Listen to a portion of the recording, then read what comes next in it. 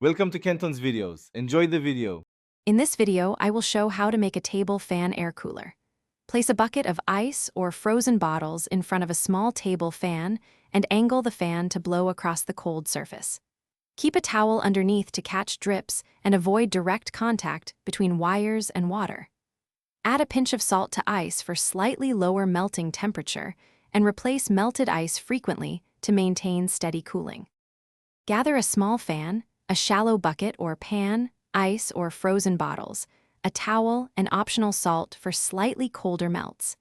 Place the bucket directly in front of the fan so the airflow passes over the cold surface and carries cool vapors into the room. Elevate the setup off the floor to improve distribution and use a towel to protect surfaces from condensation. Always watch for water near electrical components for safety.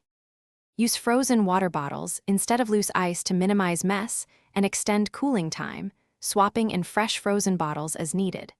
Angle the fan slightly upward and place the bucket on a low table to spread cool air more evenly across the room. Empty or replace melted water promptly and ventilate the space to prevent humidity buildup. Run the system intermittently to balance cooling effect and energy use while you monitor comfort. Thanks for watching. Consider subscribing if we helped you.